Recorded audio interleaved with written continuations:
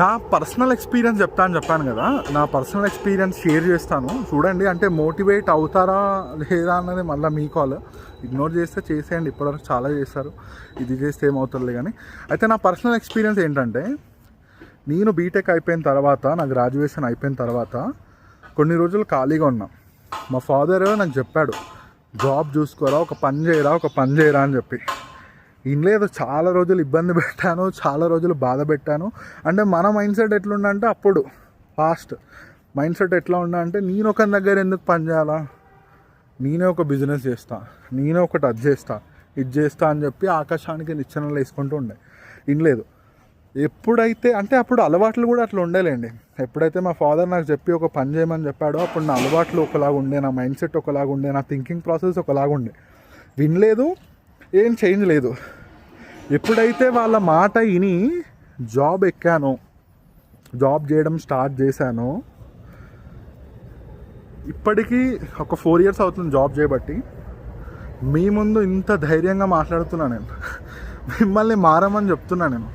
అంటే ఒకవేళ నేను మా ఫాదర్ మాట వినకుండా ఇంకా అట్లా ఖాళీగానే తిరుగుకుంటా, నేను అది చేస్తా ఇది చేస్తా అని గాళ్ళ ఆకాశంలో నిచ్చెనలు వేసుకుంటూ ఉంటే ఇట్లా ఉండేది కాదు నా లైఫ్.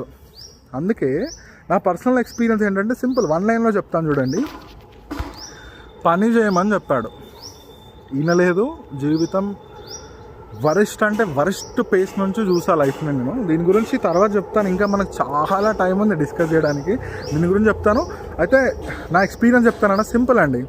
నా ఫాదర్ మాట వినలేదు కాబట్టి చాలా ఇబ్బందులు పడ్డాను, చాలా స్ట్రగుల్ అయ్యాను. ఎప్పుడైతే మా నాన్న మాట విన్నానో, జాబ్ ఎక్కాను, లైఫ్ చేంజ్ అయింది. ఒక ఫీల్ ఉందండి ఇప్పుడు. ఇంకా ఫ్యూచర్ అనేది ఇంకా చాలా ఉంది, అది ఏమవుతానో అది ఫెయిట్, చూద్దాము.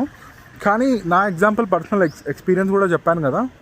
తండ్రి మాట విందాం, ఫస్ట్ దేవుణ్ణి కూడా డెఫినెట్గా మొక్కుదాం, జై శ్రీరామ్ మొక్కుదాం దేవుణ్ణి. కానీ దేవుణ్ణి మొక్కుతే సరిపోదండి. నా రిక్వెస్ట్ ఏంటి అంటే, దేవుని క్వాలిటీస్ కూడా కొన్ని నేర్చుకుందామండి. అంత గొప్పవాడాడంటే ఉట్టిగా అయితే కాడు కదా. అంతమంది, వేల మంది, కోట్ల మంది, లక్షల మంది మొక్కుతున్నారంటే ఉట్టిగా కాదు. క్వాలిటీస్ ట్రై చేయి. అంటే డిఫికల్ట్ ఉంటుంది, డెఫినెట్గా డిఫికల్ట్ ఉంటుంది ట్రై చేయడానికి. ఒక్కొక్కటి ఇంప్లిమెంట్ చేసుకుంటూ చూడు, చేంజ్ చూడు నీ లోపల. నువ్వు క్వాలిటీస్ని ఇంప్లిమెంట్ చేస్తూ రాముడు కూడా చాలా హ్యాపీ ఫీల్ అవుతాడు. నువ్వు ఈ ఒక్కరోజు వద్దులేండి, కాంట్రవర్సీ చేయాలనుకోవట్లేదు నేను. చెప్తే ఇంకా చాలా గలీజ్గా చెప్తాను నేను, కానీ వద్దు. అర్థమైంది కదా.